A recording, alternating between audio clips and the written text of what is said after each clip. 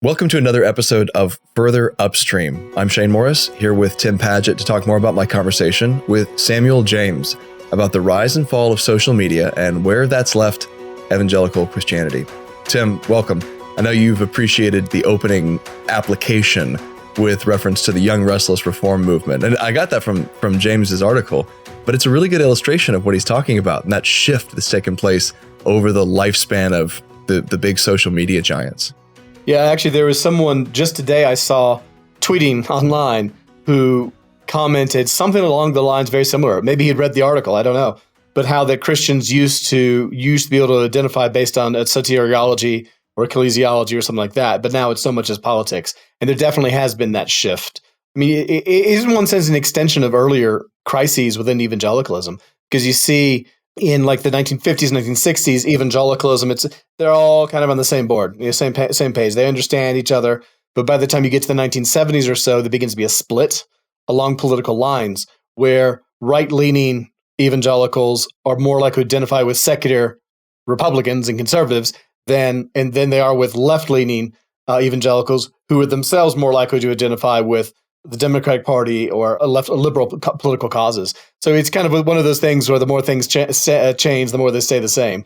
Definitely another instance of where these sociological factors play out. The internet has an accelerating influence because of the amount of communication that happens and how it's a constant process of communication. It's not, as he said, a tool that you plug into or access. Not anymore. Not since I was a little kid. It's been very ubiquitous and sort of mobile and accessible constantly.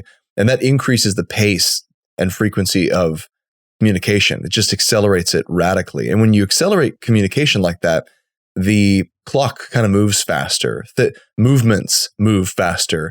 Ideas spread more quickly. And this is a little bit analogous to what you saw with the printing press. And I appreciated that he brought that analogy in because that was one of the great communication information revolutions, right? That's commonly credited with being the accelerant or the gasoline that helped the Protestant Reformation catch fire.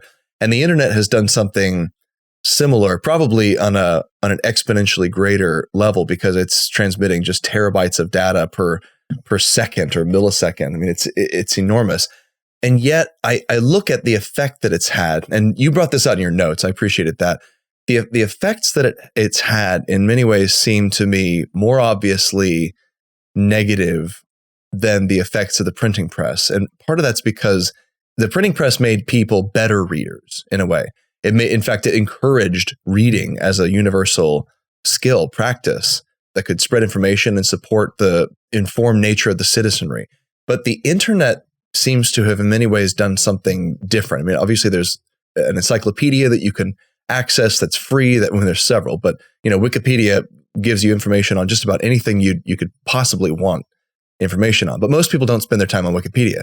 They spend their time on TikTok or a similar social media platform consuming content of questionable value. And that's just the frivolous stuff. As James pointed out, the really destructive and also viral stuff is outrage fueled. So as the conversation is accelerated, we're taught to be worse readers, I think.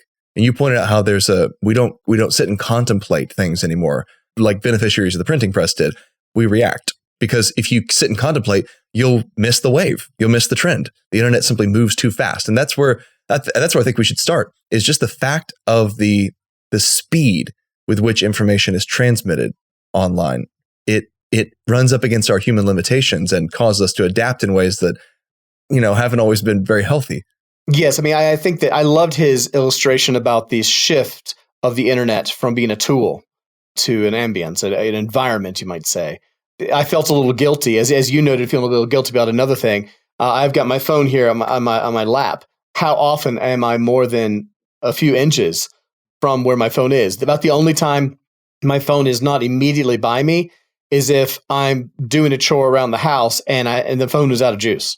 Otherwise, it's in my pocket or next to me on the desk, or as he said, the bedside table. We're constantly around it. The other day, I took a brief walk with one of my sons, and I realized I had left my phone behind. And that shouldn't be an unusual situation, but it really was, to be constantly connected to the internet. And you think of that, infamous story from, it's been a while now, a few years ago, 10 years or more, where that woman made tweets that referenced race and AIDS and something like that. And she made it as a joke, but she sent the tweet out, got on an airplane, and then was out of communication for several hours, and then landed, and all of a sudden she was fired. This is Justine Sacco. Yeah. I mean, that's a famous incident. And that was 10 years ago or more, right? And who knows what it'd be now. There is a constant conversation. There's so much information going out. When I used to teach, I would tell my students that they were not allowed to cite Wikipedia article on their papers. I said they could do online sources, but they couldn't cite Wikipedia. And Wikipedia almost encapsulates the good of it, because the good of Wikipedia is that anybody can contribute. And the bad of Wikipedia is that anybody can contribute. And there is this unfilteredness to the internet. And I'm a big free speech guy, so I'm not at all saying that there needs to be a big brother to make sure we're saying what needs to be said. But that great volume of information that's just pouring out like a fire hose enables us to choose only those things that we want to hear. And you think back to more bookish times, again, like with the time of the Reformation. You think, I mean, they're the wonderful stories, and I cited my notes there, but like, what would Luther do in the age of Twitter? And I think Tom Holland even had an article about it, and it would have been amazing to have seen what Martin Luther would have done. But Luther, for all of his, crazy off-the-cuff remarks he made sometimes, he had exchanges with people. But it was like Erasmus writes this book on the freedom of the will, right? And what does Luther do? He writes another book. Now, he's Luther, and so he wrote the book in probably a few days because he was a genius and all that kind of stuff. But still, writing out a whole book involves you as the writer, requires you as the writer to think out what you want to say, to be careful with what you want to say, because you want to make sure you're understood rightly. And you also want to make not only be careful about how you phrase it, but thinking about who you're talking to. And then as a reader, when you then pick up a book, it requires even a 100-page book, not a very big book. And many of Luther's books weren't all that long. It requires you paying attention to a developed argument. It shapes your thinking. And as I said in my notes there, it's the Marshall McLuhan thing. The medium is the message. There is a sense in which the type of communication device you use will not determine, but will definitely affect greatly the message you have. So what do we have in our day and age? You have the tweets, it was 280 characters or whatever it is. And that is a limited amount of space. You can post an article, you can do a thread and things like that. And those can be very interesting because you can see some development. But even if you have a thread, how much is it? It's, a long thread is 20 tweets. Well, 20 times 280, that's still just a few pages. That's not a very long argument that you have there. And that really, I think, does shape the way we do things. Yeah, and you compare that to older times where you had to wait. Someone says something if someone on the other side of the world said something that you and I didn't like, if it was 150 years ago, the time of the Civil War, something like that, it would take perhaps weeks for us to hear about it. At best, you get the telegraph beginning. Let's just think just before the telegraph. So pre-telegraph times, how it would take weeks for us to hear that someone else had said something other. And then it would take us some time to formulate a response, and then weeks for it to travel over to Europe or something like that.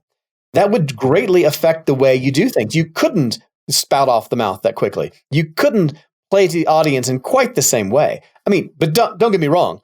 People said all sorts of crazy things. I don't know if you've ever read Voltaire's Candide. It's a very delightfully crass, satirical work, and he's making fun of people, and he mischaracterizes all sorts of people and all that kind of stuff. And it's a lot of fun to read, even if it's nonsense in many ways. So you do have that, but there's still, with the length of books, it forces you, both as the reader and as the writer, to think things through in the way you phrase things. Yeah, and that's part of what I meant about the speed changing the way we process information. So, we're often told to wait and cool off before we respond to someone. If we're angry, the Bible tells us to be slow to speak. There are constant proverbial expressions of the wisdom of just waiting and sitting on something for a while before you respond. And the reason for that is because that has an effect on us as human beings. The emotion dissipates and we tend to become a little more circumspect, and we realize, okay, there are these other factors that I need to consider. I need to think through this more carefully. I need to respond in a more reasoned manner instead of an emotionally hot manner. That comes from sitting and waiting. The internet, by its very nature, by the very speed with which information is transferred across a comment section or via video or in tweet form, is fast. It encourages fast responses. It encourages you to be the fastest gun in the West, right? To be quick on the draw. And that by itself negates or makes it very difficult to be slow to speak. This is where you get into the tension of new technology as just a tool that we have to learn to use versus technology as actually a liturgical process that teaches us to be a certain kind of person just by virtue of what it enables, right? And as it plays into the human sinful nature.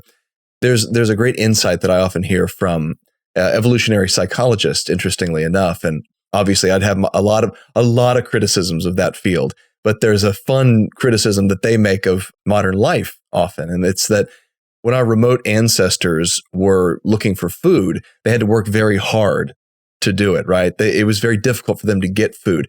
And so they would just tank up on calories wherever they could.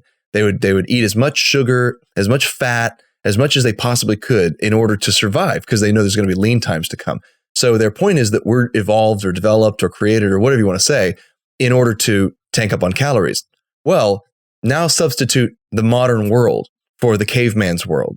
And all of a sudden we have access to this endless glut of calories. We could eat Cheetos and pretzels and Oreos all day long. And many people do.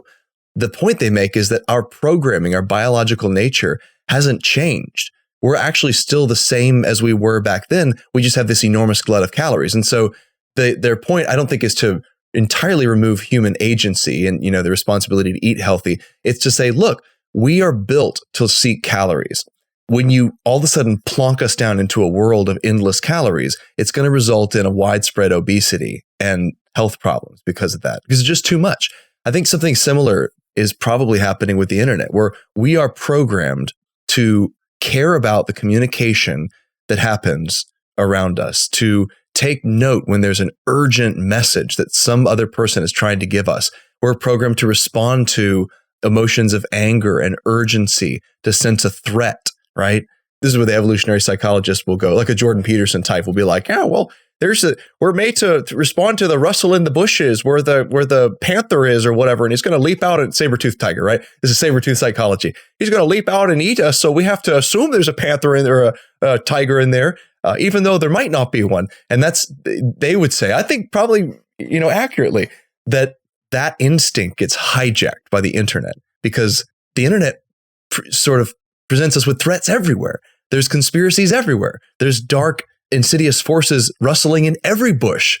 And so we respond to that in a way that it just hijacks our natural wiring. And you don't even have to be an evolutionary psychology person to think in those terms. You could think in these terms biblically, like God made us to respond to these things to keep us safe. And we're responding to the stimuli the internet throws at us, but unfortunately it's fake stimuli. It's not all real or worth freaking out over. And it makes it very difficult to be slow to speak. One more example that I think we ought to highlight that Samuel mentioned in the podcast was the way it encourages us to have opinions about everything. So just one of the mercies of human embodiment is that you can only be in one place at one time. You can only listen to one person or perhaps a small group of people at a time. But what this digital technology has allowed us to do for the last 25, 30 years is to be everywhere at one time and listen to everyone at the same moment. And I can't help but think that's got to short circuit our threat sensors in some way. It's got to short circuit our attention in some way, because we're not made to do that. It's not our natural environment, if you will. And so at the very best cases, we have to consciously adapt to and guard ourselves against the threats that creates. And I think the last 25 years have showed us we're not very good at adapting to those threats and following Scripture's counsel to speak slowly, because the internet makes it so darn easy to speak quickly. I think those are great examples about the dietary stuff. And you and I both from the South, and you have a good Southern meal, right? And I used to tell my friends from the North, that a Southern meal is food that's bad for you that you then deep fry and put butter and sugar and gravy on top of it. But the thing is, if you're my great whatever who's out in the Tennessee or Kentucky sun for 12, 15 hours a day working, you might still die at 60, but you're not going to have the dad bod, right? You're going to be relatively thin because you're burning a lot of that off. Or you think about with the same sort of imagery that in the past, the ancient times, to be obese was a sign of great wealth because only the extremely wealthy had enough, one, food, and two, leisure time in order to get fat. Whereas now, generally speaking, obesity is a lower class issue because they're the one they have the food, but they don't necessarily have the best food and things like that. So to be slim, to be thin, is a class issue in so many ways now. So there is that reverse that's going on. And I think you're right. Just like when you talk about threat assessments, we are designed to perceive threats. We're designed to be tribal. I mean, for most of our ancestors' history, we were tribal. It was, you against your brother and you against your cousin, and the three of you against the next village. There's that tribal mentality that's built in. But we don't live like that anymore. We don't live where the next village over is going to come take our cows. They're not going to do that. We don't have cows. I mean, I have chickens, but that's about it. Oh, you're a rich man these days having chickens. Exactly. Yes. I've seen several memes talking about the wealth of people with chickens. Yeah, we get about 5 or 6 eggs a day. It's pretty nice. But yes, we're still designed to live in that sort of environment. Live in this sort of environment where there are dangers, there are threats, and to ally yourself with like-minded people, with people who are part of your tribe. But after thousands of years, hundreds of years, tens of years, we've graduated to this place of such great prosperity that we no longer have those dangers. It's almost analogous to like X Games, extreme sports, and stuff like that. Statistically, the people who are most going to be involved in extreme sports usually going to be, again, middle to upper class whites. But why? Because they don't have any danger in their lives. They don't have that enemy, so they got to go find it. Same thing goes through with like special forces. It's disproportionately white because there tend to be people filled with people who are seeking out danger because they don't have that in their lives. Whereas you are more poverty stricken. If you are ethnic minority, well, life's hard as it is. You don't need to go looking for it. And so I think that I think that plays out in our questions of online things. It is literally a first world problem. I don't think if you go to someplace in Russia that doesn't have the internet, or someplace in China or the jungles of the Amazon or whatever, they're going to have certain stress. They don't have to go look for the strife, whereas we're looking for it. I think that's a physical aspect. And as I put in my notes, I think there's some historical elements going on because traditionally in the past, you were defined not just by your tribe, but also by belief systems and things like that. And you're simply trying to survive. As you get the Industrial Revolution, you have more prosperity. You get to the 20th century, lots of good things, lots of growth and food is there, but religion is fading. And you get to the 20th century and you kind of have the rise of these ideologies, these nationalisms, these communisms and stuff like that. And either by adopting those things to give you meaning in life or opposing those things to give you meaning in life, that gave your life definition, a sense of purpose of where you were, how you fit with everything else. But by the time you get to the end of the 20th century, with the Cold War ending, finally, it's the Francis Fukuyama thing. It's the end of history, right? There's nothing left. We've killed all the enemies. What do we do now? And so I think that the combination of the end of the Cold War, which was this kind of a last gasp of a meta-narrative to give us a sense of meaning of who we are as individuals, as Americans or Russians or what have you, as that dies, and then you have 10 years later, basically, after the end of the Cold War, you have 9/11, which kind of shatters the illusion of consistency, of rationality, of reason, of that kind of thing. There's a reason that when you have that sociological, philosophical movement combined with the technological apparatus provided by the Steve Jobs and people like that of the world, all of a sudden you have people who are longing, who are needing a sense of philosophical identity, who are in search, who are still programmed, hardwired to see tribalism, to see me and mine, my group.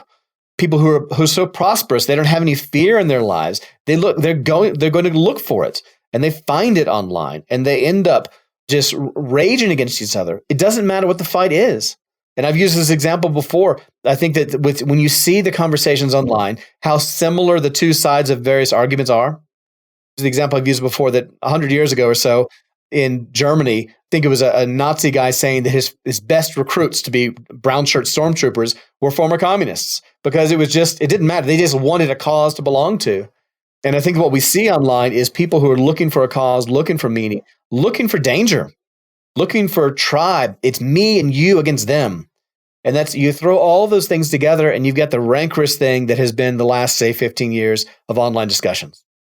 So we applied this to the church in the podcast. And in this podcast, Upstream, we say that we take hard questions to the headsprings of Christian wisdom. So I'm wondering what the hard question that the church, both on an individual and corporate basis, has to be asking now in 2023 is, especially in light of some of the information that Samuel shared about the prospective fate of many of these social media platforms. So, Facebook's earnings are really far down. Twitter's future, I think Elon Musk sort of summarized it as apocalyptic, is their outlook. And it seems like TikTok is really the only social media platform that's got any significant success and good fortune in the cards, and yet it's also besought by questions about how caught up with the Chinese government it is, and so and what kind of social engineering project is happening with the American version of TikTok through the Chinese censorship of their version. So, given these questions, I guess what I'm asking is, what is the hard question that we're asking here, and then what headsprings of Christian wisdom are we accessing? What are we offering as a solution, especially in light of the fact that this state of affairs, we thought, it was easy to think between, say, 2011 and maybe 2018 would last forever, just hasn't lasted forever. It's probably on its way out. We have Atlantic articles declaring the end of the age of social media. So what does that mean? What questions are we asking, and what wisdom are we looking to? As you two were talking, you both were speaking as millennials. Well, I'm a Gen Xer. I'm old enough to remember a pre-internet world for all intents and purposes. I remember getting my first, email address, and a friend of mine had to help me sign up for it. It was a CompuServe, and then I had an AOL account and all that kind of stuff. And I remember the AOL chat rooms and all these various sorts of things that you would see, and they're kind of precursors of it. But that just shows how short this period has been. So yeah, as a 14-year-old, I was looking around the world, and I can tell you, it was a different place. The newspaper still mattered. I remember distinctly when Iraq invaded Kuwait in 1990. I found out about it in the newspaper. When a few months later, when the war began in earnest with the Americans and the British, bombing Baghdad, we found out on the radio. We didn't get an update on Twitter. There was no Twitter. There was no online. And you think about how short. I mean, I remember when even, let's say 15 years ago, I guess, when it started having smartphones, and then I've got a smartphone and a tablet in my lap here. Well, none of those existed. They simply weren't things. Where now they're an integral part of my life. That shows that how rare these things are. It's a bit of an Ecclesiastes moment when you realize that just the passing nature of so many things. And so I think there can be the depressing lesson. The depressing question we can ask is, don't invest too much in the passing fads of what's right now. I think that can be a very instructive thing, just to realize that what you think is the center of the world may just be a passing thing. And I loved one of y'all's comments about that some of the particularly young men who've gone and made platforms for themselves by being obnoxious, intentionally provocative. And what are they going to do in 10 years what does your platform look like, assuming that social media company no longer exists in 10 years? What does your life look like? What does your sense of meaning look like? What does your sense of identity? And I had one, I won't name the person, but there was one person you and I shared a disdain for that was just all about building platforms, all about, tangling with people, misrepresenting them. And like, where is he going to be in a few years if all he has is this sort of thing? Probably nowhere.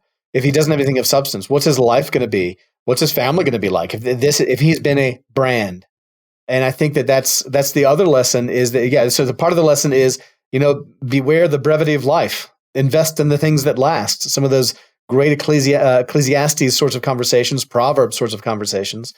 And I think the other thing is it's a great advantage that the online world is such a perfect caricature or epitome of the postmodern answer to the world, because it's all about talk, all about talk.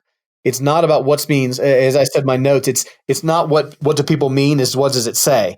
So that it's all about how does that statement fit in with the ongoing conversation that we're having over here. Not does this person have something significant, worthwhile, true to say. It's how does it fit in the conversation. There was a recent article talking about the dangers of online life, and the conversation very quickly shifted from, is this a worthwhile thing that we need to be concerned about, to what's his agenda? It was all about the agenda. And that should tell us something about what so much of online life is that it's all about presentation. It's all about performance in so many ways. This is the reason I basically never engage with people who like try and pick a fight with me on Twitter, because there's no point. If you're sitting across from the person, you can tell something about them. You can respect them. It's a lot harder to do that with someone you're sitting down across the table from. And I think that the Christian response can see this is where postmodernism leads. It's all about talk. Come to the reality. I think that can be a great Christian invitation. Come to the beauty of the real world. It's like it's the whole Matrix thing. Come out of the fake world. Come into the real world. It's rough. It's tumble, but it's real. Well, I'm glad you actually mentioned the Matrix here, because as we finish up, Samuel James actually posted another article to his Substack yesterday or today as we record this. And it was about why the Matrix is not the cultural metaphor that we need. And his point was that in the Matrix, there's this sort of evil cabal of machines that has enslaved mankind and is using us for energy, and becoming awake or woke or getting out of the Matrix or becoming unplugged, whatever your way of expressing it is, consists in realizing the terrible truth that our overlords are manipulating us. The real world is actually a very dark and terrible one, not the illusion, the wool that's been pulled over your eyes. That's the language. And he says the problem with that is it encourages us to think in these hyper-conspiratorial terms, that there is this dark cabal of sort of rulers that has enslaved us and wants us to think a certain thing. And I want to be careful here, because I'm not saying there aren't bad guys. There really are bad guys. There really are cultural forces that want to manipulate and I think degrade us in important ways. And I think a lot of that has been intentional. But the problem is not everything is a conspiracy. Not everything is intentional. And the whole world is certainly not controlled at every level, like in the Matrix, by these dark and powerful semi-cosmic forces of, I mean, yes, it's controlled by the spiritual forces of darkness, as Paul says, but it's not controlled in the kind of human way that social media often leads us to believe. It's not that simple. It's a lot more complex. He said the real slave drivers in our world, it's ourselves. We're the ones who are self-enslaving in many ways. We are complicit in this process. We are consenting in this process of degradation and atomization. We are consenting in this process of degradation and atomization and isolation of ourselves. And so we need to look within instead of looking for some dark and hidden world of controllers who are pulling the strings. And I like that, because I do believe they're bad guys, but I believe that we need to look in the mirror often to find them, because we're participating. I've participated. I have degraded the process of communication in the past through my caving into the bad incentives of social media and so forth. And we'll never be able to live effectively or communicate effectively in a world where the internet has changed radically. Like if it's become smaller, if it's become more focused on affinity groups, if there aren't these big broadcasting channels where everyone tries to be their own shock jock or guru or, viral sensation, which is what we've had for quite a few years now, what is it going to look like to be a Christian faithfully? We won't be able to answer that question unless we answer the question of, what actually is good communication? What does it look like? And how do we have it in the context of rapidly changing technology that creates incentives that aren't always good or helpful or healthy? Yeah, I mean, it's one of the ways that our world is less George Orwell's 1984 and more Aldous Huxley's Brave New World, in the sense that it's less that we are being coerced into these things. In 1984, you cannot turn off your screen, right? Who's forcing me to keep this little cell phone right by me at all times? Nobody is forcing me to keep this right by me at all times. It's like that meme I saw. Did you see I posted that earlier this week? Did you see on social media, Tim? Were you keeping up with me constantly on social media? Right. Did you see? Yeah. It was like, oh, the devil is really at work today. And then it has a picture of the devil on a surfboard. And he's like, actually, I'm on vacation. That's all you, Chief. Yeah. Yeah. It's so true. I think that, there can be that element. The spiritualized version is that, the devil locked my keys in my car. It's like, no, you locked your keys in your car. And we can rightly make fun of that kind of thing as long as we're somewhat healing about it. But there is that danger to when we begin to think in those conspiratorial ways. When we begin to have those conspiratorial sorts of things, as seeing ourselves as being forced in certain ways, it excuses us. We don't have to consider our own ways. And this is the time we need to be like Michael Jackson in this one category only and look at the man in the mirror. All sorts of other ways we don't want to be like Michael Jackson. I don't know. I'd like to be able to do that anti-gravity lean that he did, or the moonwalk. That'd be pretty cool. A remarkably broken person. But yeah, so another lesson you might say is that this is the danger of wealth. This is the danger of wealth that you see in Proverbs. Give me enough that I'm not tempted to steal, but not so much that I forget you, O Lord. I think that we are in the most prosperous, free, information saturated time in human history. And you see this meme going around that was like, you remember when we thought that if only everybody had access to all the information, then everyone would get along? Yeah, that wasn't it. Like that there is something very real about that understanding of how we have everything we said we wanted. We have healthcare. We have so much food that we have to work out to not get fat. And perhaps that's the lesson. We live in such a situation with such surplus of food that maybe not you, but me at 48 now, I have to be intentional about exercising and watching what I eat. Otherwise, my dad bod begins to show up more and more. I'm trying to work on that a little bit. Just finish the holidays. That we have to be intentional about that. So perhaps that is our lesson, is that it's, again, that Paul was not above using exercise as a metaphor for the Christian life. And here's a good example of it as well. We need to use discipline. We need to recognize our weaknesses, recognize that if we're not intentional about this, we're going to put on the pounds, or we're going to become corrupted by this perhaps useful tool. And so all those things together, you have an Ecclesiastes moment, you also have a Proverbs moment, and then Paul's epistles be wise moment in your exercise. And if you're not careful, you might end up having a Job moment too. Just cover all the wisdom literature there. This is true, yeah.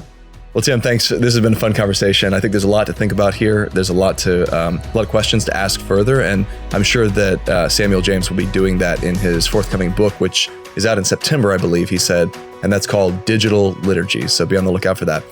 Thanks again, Tim. I appreciate it. Thanks a lot.